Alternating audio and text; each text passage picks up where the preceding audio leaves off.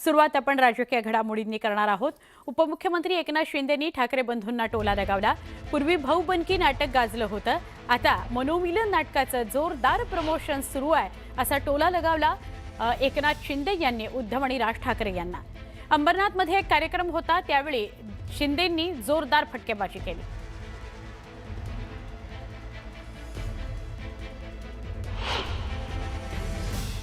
काही नाटकं कॉमेडी असतात, रडकी असतात, काही काय असतात, ते जाऊ द्या, सोडून द्या। पण पूर्वी भाऊबंदकी नाटक खूप गाजलं होतं।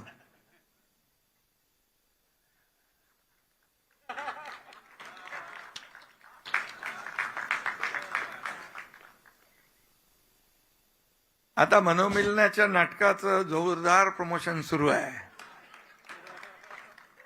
ठीक आहे, जाऊ द्या, चांगलं आहे, चांगलं आहे। भाऊबंदकी नाटकाचे लेखक कोण आहेत? त्याला विचारा, भाऊबंदकी नाटकाचे लेखक कोण आहेत? हे नाटक कोणत्या साली आलं? हे नाटक आपण पाहिलं का? भाऊबंदकीचा जो संदेश आहे, तो संदेश निंदानं अस्वस्थ करतो। वाद संपले, मतभेद संपले, भाऊ एकत्र आले, कुटुंब एकत्र आले, पक्षाचे कार्यकर्ते एकत्र आले, भाऊबंदकी संपली। आता या राज्यावरती एकीचा सूर्य उगवला, महाराष्ट्रावर शिवशाहीचा सूर्य उगवतो आहे।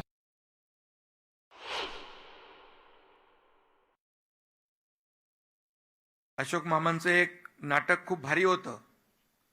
त्या नाटकाचं नाव होतं सारखं छातीत दुखतंय, होतं ना? सारखं छातीत दुखतंय। मामांना मी सांगू इच्छितो, शिवसेनेचं यश पाहून काही लोकांच्या सारखं पोटात दुखतंय। नरकासुराचं मूळ स्थान गुवाहाटी, त्याच्यामुळे हे जे नरकासूर इकडले आहे, जे गुवाहाटीला जाऊन पूजा करतात त्या नरकासुराची, बरं का, तर त्यांचं हे बॉडी पेन होणारच त्यांना। आमचा विषय पोटात दुखण्याचं कारण नाही। आमच्या कोणाच्या पोटात छातीत काही दुखत नाही, आम्ही ठणठणीत तंदुरुस्त आहोत। पण आज त्यांची जयंती आहे, आज एकनाथ शिंदे यांची जयंती आहे। गुवाहाटीला त्यांना जावं लागेल कदाचित। नरकासूर हा उगम पावला गुवाहाटीमधून। राज ठाकरे आणि उद्धव ठाकरे एकत्र आले पाहिजेत ही बाळासाहेब ठाकरे यांची इच्छा होती, मात्र बाळासाहेब जिवंत असताना ते एकत्र आले नाहीत। आता मात्र सत्तेकरता हे दोन भाऊ एकत्र आले अशी टीका रवी राणांनी केली आहे। हे त्यांचे राजकीय सोंग आहे अशी टीका रवी राणांनी केली।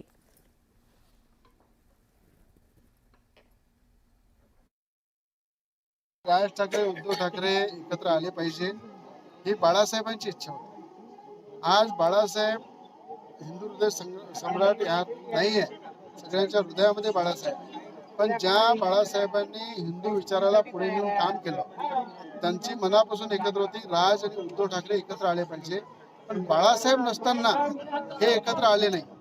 आता खऱ्या अर्थानं मजबुरीने आज एकत्र त्यांना यावं लागलं सत्तेसाठी।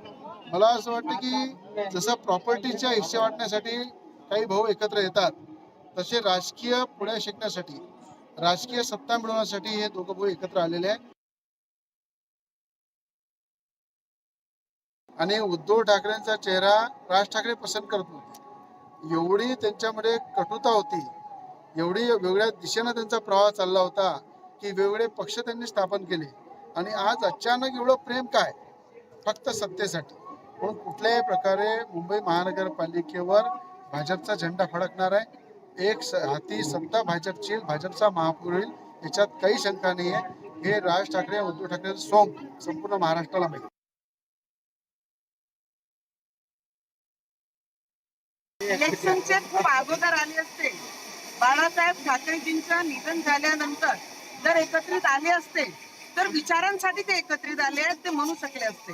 पण आज जे एकत्रित येत आहे, घर में कुछ नहीं रहा और अंधेरा हो गया तो अब निकले हैं उजाला करने, तो आता जे उद्धव ठाकरेजींचा परिवार एकत्रित आलाय, तर महाराष्ट्राची जनतेच्या पाण्याचे जे दृश्य आहे, तो सिंपती म्हणून नाही, खुशी म्हणून नाही, पण मजबुरीचं नाम म्हणजे ठाकरे परिवार।